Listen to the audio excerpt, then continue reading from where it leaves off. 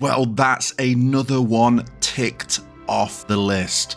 Welcome back to the Final Fantasy Platinum series. The series where I go back and play every Final Fantasy available on PlayStation. I play through the game, I complete it, and then I go all in and get that Platinum trophy. In a nutshell, for those that may be new to the series coming into this one, it is essentially a retrospective, a current day review, and then like a trophy struggle all combined into one. You may all be here for different ones of those reasons, but that is what the Platinum series is, and we are carrying on today with Final Fantasy VII Rebirth. So with that all being said, what is up guys, Jen here, hope you're all doing well. Welcome back to the channel. As always, got you covered with timestamps, so if you want to skip to a certain section of this video, feel free to do so. All I ask is for you to support the channel and hit the thumbs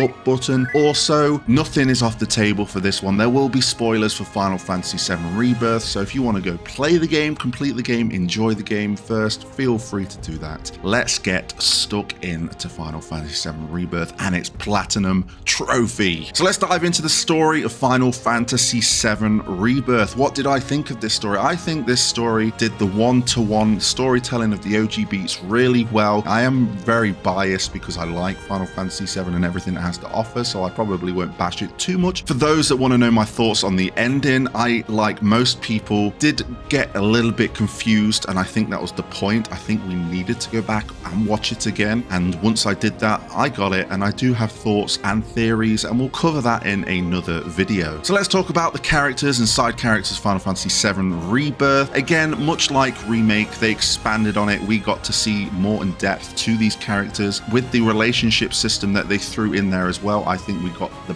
perfect combination of what all these characters stand for, looking into those backstories, especially when we're hitting like Cosmo Canyon with Red. When we go to Corel and Barrett, we have obviously Yuffie that has a bit more of a prominent role, going from Junon through to Costa del Sol till she joins our party, going back to Nibelheim and Tifa with Gongaga, Aerith with Gongaga, and just Aerith in general, and Kate Sith as well. I think me, as well as a lot of people, kind of came to grow to like Kate Sith that just a little bit more. He was awesome to play around with in combat, and you know what? No complaints with him as a character here in Rebirth. Side characters, without going into too much detail, I think they did a really good job with presenting them as well. We are introduced to so many characters, familiar characters as well, with side quests tied to them, and really get to know them and really get to love them as well. What a massive world we got to explore in this one, starting off at the grasslands and ending all the way up to the Temple of the Ancients, Sleeping Forest, and then obviously City of the Ancients.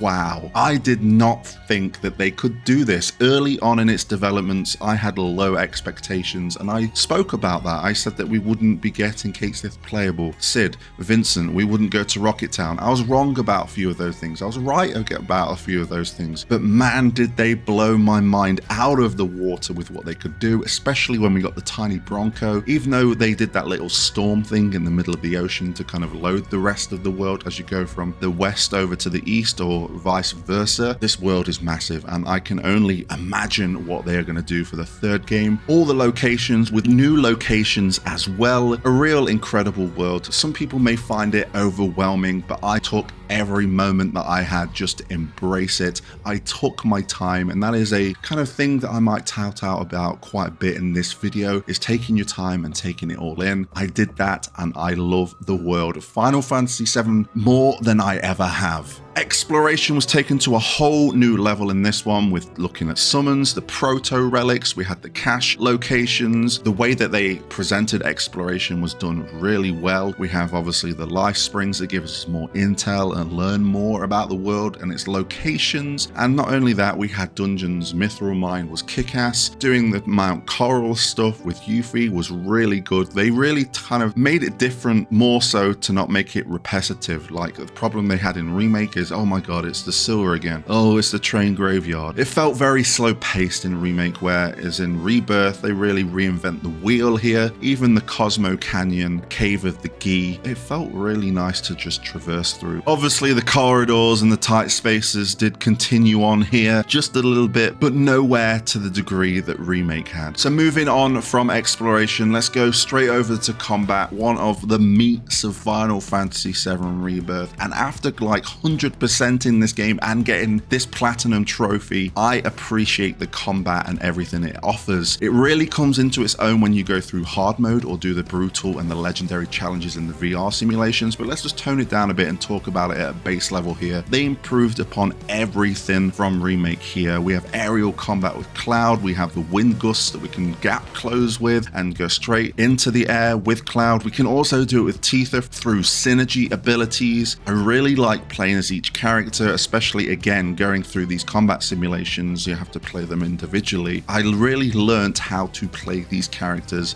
in the best way that I can, and I had an incredible amount of fun. Yes, it did come with its frustrations, but it was something that I again took my time with. I learned and I tried again, and I really learned to love this. All the abilities, the synergy abilities, the limit breaks, the folios that get involved in getting those weapon abilities, the materia, the accessories, the armor, all came together so damn well in Rebirth. And there are things that I tackled that you probably tackled real differently, and someone else would chime in and say that they tackled it real differently as well. We all had our own playstyles going to this. Yes, there are cheese strats and kind of go-to strats for certain fights, but you can approach them much differently and have the same results. It might take you a little bit longer, it might take you a little bit shorter, but nonetheless, what an incredible combat system we have here with Rebirth. I really don't want to see this combat system fade into the sunset when the trilogy is over. I touched on it ever so slightly just a minute ago. Folios, reinventing the wheel when it comes to upgrades. I really like this system. It's nicely paced. You can choose what you want to learn. Do you want to base the statistics around the character, or do you want to go and learn some synergies that you can kind of fill in gaps once you've filled those synergy bars in battle, or do you want to go straight for the third limit break? Really flexible, and the fact that you can reset it at any time. It is a real good system, and I hope that they adapt on it in the next game. Materia, even greater than before, more flexibility, more materia to choose from, but I'm going to say right now, I'm going to pause it, we're all going to say it together,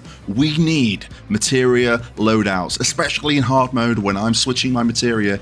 Every boss battle that I go into, I wish I had a loadout system. I wish that I could do what I do in the OG, where I can bring up that screen of everyone's materia and just be like, yo, you can just give all of this to Tifa, you can give all of this to Yuffie, and you can all this to Cloud. I can't do that. I have to go boop, boop, boop, boop, boop, boop, boop, boop. And it takes ages and can be very, very frustrating. I need loadouts. I need this more simplified. I do not want to spend half an hour in my menus. It can be incredibly frustrating. But apart from that, I really enjoyed just kind of messing around with materia, different setups, especially going into the brutal and legendary fights, and as well as hard mode. There's a lot to play around with here, and we're all going to have different results, go-to strats, and everything else in between. Okay, endgame and side content. Let's talk about it because Rebirth does it incredibly well. We have the mini games, and I've spoke about it. Is there too many? Is there too much? Could there be more? Are they frustrating? They're probably yes, no answers to all of those questions. But me, personally, I enjoyed and embraced everything it had to offer. Yes, I had frustrating moments trying to get an A rank playing standing on 2 feet theme because it changed the metronome. It wasn't to the metronome, and I was like, I got really lucky with that one. Yes, it's really frustrating trying to read Ifrits and Shivas and Sephiroth's movements in the 3D brawler. I did go for the pause strat. Yes, it can be quite frustrating when you're playing Chocobo Racing and you come towards the Cactuar doors and they close in your face. But I just tried again and again. And if it got too much for me, I just turned the game off and tried again the next day. That is the best advice I can offer. But the end game as a whole, the combat simulator, as boring as the background of the combat simulator got, I did really get exhilaration and excitement as I got more and more progress through those, learning more about my combat abilities, because combat is not my thing.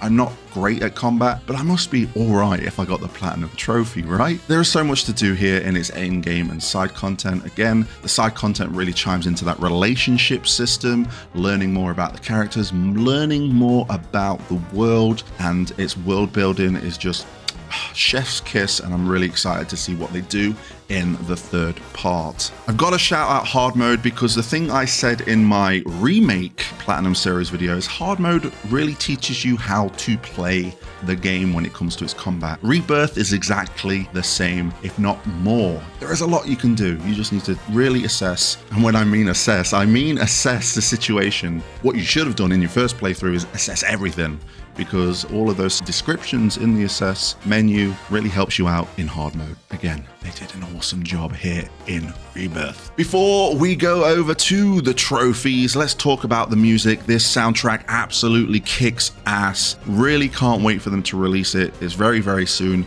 Over 400 tracks. And I'm sure that they probably won't release all of those 400s. We'll probably get a soundtrack plus, but regardless, this soundtrack is incredible. A few themes I want to shout out. The ascent to Mount Coral, what a bop. Crazy Chocobo returning against the Shinra manager in the Chocobo racing and doing his final quest. That was a good and unexpected surprise. There are so many more. Bow, wow, wow. You know what I'm talking about. I bopped out to that many, many times. Whenever it involved a dog, I knew that I was going to get some kick-ass music to accompany me with this quest. So yes, in a nutshell, what a soundtrack. Let's go over to the trophies and the struggle I had with this trophy list to get the platinum. So let's dive straight in. Now, the first couple of trophies: Never Meet Your Heroes, Swampy Situation, Make Mind Black, The President's Commendation, Cryptic Cameo, Fun in the Sun, The Price of Progress, Worth the Wait, Crying Out, Stars Fell From My Eyes, You're Not Murasaki, Hearts Out, Dukes Up, I'm Here For You, Confluence of Worlds. These are all story-related trophies, and if you complete the game, you've got these trophies. They're going to be pretty easy to get. Moving on down further, I got this. Win a battle. Pretty straightforward. Exploitative practices. Exploit an enemy weakness. Again, you assess that enemy, find out their weakness, use it. Boing! You got the trophy. Unfettered friendship. Free a bound ally.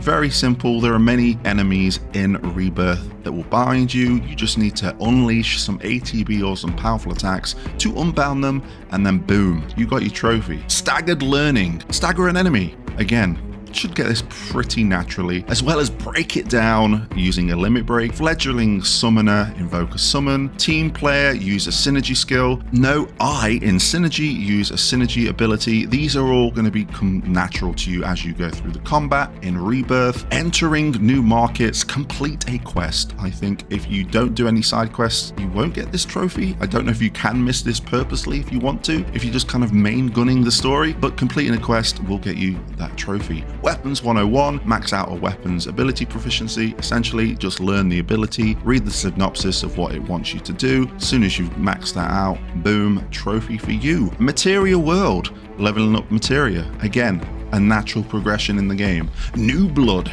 raise your Queen's Blood rank. Again, you play some Queen's Blood, you're going to get this trophy. You don't, you're not going to get this trophy. Queen's Blood could be a video in itself. I had a good time and I really enjoyed playing through it, but an easy trophy nonetheless. Cashing in. Complete your search of a cache location. Again, these are all out in the open world. Some have 2 chests, some have 3 chests. I think there might be a few that have 1 chest. Just grab and go. You got your trophy. Eye break for chocobos. Repair 3 chocobo stops. Again, this is to do with the open world. You can completely miss it if you don't explore. Pull up that signpost and then kaboom, you got your trophy. Expert Excavator. Use a chocobo to find 2 treasures buried by rabbits. Now, I never knew that these treasures were buried by rabbits. I don't think it confirmed it in the game, but the trophy list certainly confirms that rabbits are hiding things in the ground. I think it'd be very easy, as there's a lot of side quests that do require you to dig stuff up with the chocobos, like doing the boiler thing for Johnny, or if you're just generally exploring the chocobos, you get the question mark, and then kada-bing, bada-boom, you have yourself the trophy. You work for me now, defeat a summon in battle and obtain its materia. You should get this very naturally. Whether you do it in full might or its most weakened state, it doesn't matter. If you want to flex, let me know in the comment section below how you got your summons. Me, I weakened them, alright? I weakened them to the most weakest point they could get to, and then I grabbed my summons. Intelligence Aid. Gather world intel at 5 separate locations. If you're gunning for 100%, it's going to be very easy to get. Intelligence Specialist. Specialist, gather world intel at 50 separate locations. You'll get this pretty naturally if you're going for that 100%. And then Director of Regional Intelligence is like the third tier of this trophy. Gather all pieces of world intel in a region. Next, we go on to the Proto Relic questline. Special shout outs to this questline. I really enjoyed it. I love the return of Gilgamesh. Nice to see him finally in the world of Final Fantasy VII. But we have Founders bonus, we have Fort Condor Commander, Cactuar Crusher, Honorary Turk, the Gambit Paid Off, and Professional Handler, which then leads us to Bladesman of Legend. Now, just quickly going over these are really easy if you're playing in easy mode. They're now added difficulty options for both Gears and Gambits and Fort Condor, so I don't think any of these will be a problem. Next is Moogle Lover. Max out your Moogle Imperium Merchant rank. Yes, the latter ones are pretty frustrating, especially if you're getting hit by tornadoes, slipping over bananas, and having balls to the face, but just fire through it. Though looking at this, I see 18.4% of players earned. That should be a bit high, guys. Come on, let's get the Moogles and let's love them. Materia Completionist. Develop all possible materia together with Chadley. If you're doing all the combat simulator stuff and all the world intel, you get this pretty naturally as well. 7th Assemble and Stealing the Show are to do with the parade in Junon. The first one being gathering all the infantry units, and then the second one making sure you have an outstanding performance. What I suggest, if you want to get this easiest, make sure you get all of the infantry units because it gives you more flexibility on what kind of performance you should do. Make sure all 3 rounds are the 1-star, and you should have a good time nonetheless. Card Royalty, win the Queen's Blood tournament held on the Shinra 8. If you've been playing Queen's Blood, you shouldn't have a problem. There's plenty of guides out there, but a quick tip just straight off the bat is if when you're sorting out your card decks, press the options button on your PlayStation controller. Any cards that you've collected would have curated like a set deck. There is one that kind of destroys cards and powers up the Midgard's armor. I use that a lot and that got me a lot of wins, so that's just a shout out for that deck if you're having a bit of a trouble. Critically acclaimed, receive a review of S or higher in your performance of Loveless. As long as you're hitting the button prompts, you're all good with this. Now we're on to some of the harder ones here. We have 1-star startup, 3-star hotel, 5-star hotel, and 7-star hotel, all to do with the Johnny questline, collecting all of the things for the treasure trove. This requires you to do everything in the game, including its hard mode counterparts. It can be quite frustrating if you are not good at these mini games. 3D Brawler, Gears and Gambits, Fort Condor, even though those two have just got a difficulty nerf, 3D Brawler can be quite difficult. I would use the pause option here. I know Sephiroth is quite hard to decipher when it comes down to it because you don't know his upper and his middle too much, but just keep trying, learning them, pausing, and you should get that pretty easily. More off the top of my head that you might have trouble with, the piano one, again, I suggest just turning off the music and looking at the lines and playing it that way, because sometimes knowing the track gives you too much confidence subconsciously and you will think that you know it and you'll end up missing beats and completely messing up from there on out. One of the things is to do all of the combat simulator related activities. We'll talk about that a little bit later, but I didn't have too much of a problem. I think when I just played through naturally, I only needed like 4 or 5 more collections for the treasure trove. Polygonal Prize Fighter, defeat Sephiroth in 3D Brawler. Just spoke about that. I would highly recommend pausing it between each hit to try and decipher where he is going to hit you. Piano Virtuoso, just turn the music off and you should get this pretty easily. You might have a bit of trouble with the cargo ship theme, hard to stand on 2 feet just because of the tempo is a little bit different on that one. It doesn't play to the tempo. Are you not entertained? Complete all bounce in the Musclehead Coliseum. I found this quite easy, do it quite naturally, especially if you wanted to get those final couple of levels to get to level 70. Hall of Famer, win all Chocobo races. Patience is key here. I recommend using Pico and boosting all of his stats up, especially speed and acceleration, and you shouldn't have too much of a hard time. Maybe on a few corners, but if you know where the corners are, you should be alright.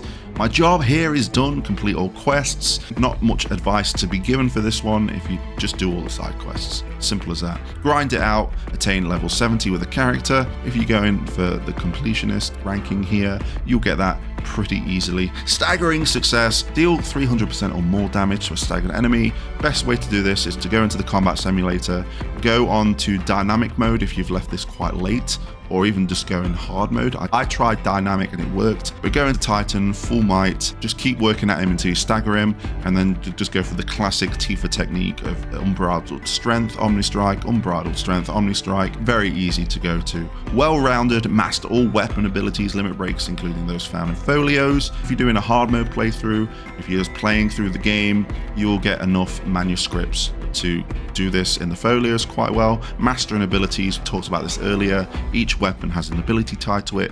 Do what it asks you to do, and there you have it. Of hardy stock, complete all chapters on hard difficulty. Pretty straightforward. I think if you've tackled the brutal and legendary fights before this, you'll have a breeze of a time doing this. The only tough ones I would say is Rufus, but Rufus, just be very patient, build up your ATB, focus thrust after he uses like guns akimbo. When he brings out Darkstar, just try your best to absolutely annihilate him as fast as you can, and you shouldn't have too much trouble with that one. I also summoned Gilgamesh to the fight as well, which really helped me out. I got the finishing blow on him. And then maybe the kind of last boss gauntlet, you want to make sure that all your characters have got some kind of materia in. You want to save your limit breaks for when they have their particular parts in the Genova fight. When it comes to Sephiroth Reborn, Yuffie is pretty godlike using her ninjutsu when it comes to the wings.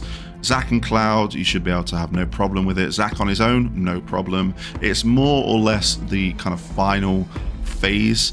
I found myself doing it with Cloud and Aerith, but I made sure that I equipped Aerith with the materia that supports Cloud and getting limit breaks really, really fast, and it worked out quite all right for me. And then the last but not least, virtually renowned, complete all of Chadley's combat simulations. This is where a lot of people are probably going to give up. I had trouble. I made a video about just talking about it and my approach, and that is the best advice I have when it comes to approaching this, is to just do it a couple of times a day. If you have no luck, try again the next day. Don't obsess about it. Don't try and look up so many different strategies to try and get it done as soon as possible. Find a strategy and keep to it. The one I went with, the Gotamangdung strategy here, is where essentially I started off each round. This is more particular with the Zack and Sephiroth fights. With a limit break, I had the enemy skill materia and I used Sonic Boom for the bravery bonus and went in very slow. That fits my playstyle quite well. When it comes to Odin, all I can suggest is, especially in the Zack and the Sephiroth fights, is to, if you're really feeling uncomfortable about it, try and last until you can summon Phoenix and re-raise on both you and Zack or Sephiroth. But the way I tackled Odin in particular is going into the Punisher stance, making sure that I deflect and guard against his normal attacks with a retaliation to do the damage to get him to stagger a lot quicker. And then when he did his exclamation point attacks, I just got the hell out of there. When it comes to the Outer Worlds fight, my issue I always had was Gilgamesh because of how random he is, and I think as long as you keep switching characters, so he keeps focusing on you and then you switch over to the AI, it can do such a better job of defending than I can. You should be alright. You might feel like there's some RNG involved, and to a certain degree there probably is, but bide your time. Build up your limit breaks. In particularly when it came to the Outer World fights, I went with the limit siphon strat and with the finishing touch all the time. That got me the win.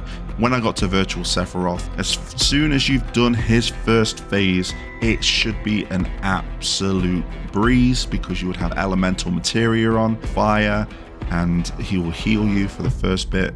Then he uses Blizzard, and Blizzard is quite easy to avoid. Thunder, if you get to that part, can be a bit tricky. You just need to make sure that you dodge it at the last second. But just keep at it, guys. There are many strats out there. Mine was just patience and goodwill, and it got me there in the end. And there we have it.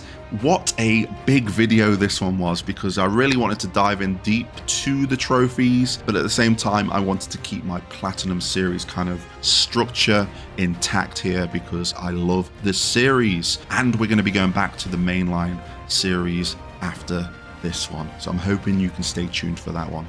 Thank you for watching. Let me know in the comment section below what you ultimately thought of Final Fantasy VII Rebirth. Let me know about your Platinum Trophy progress.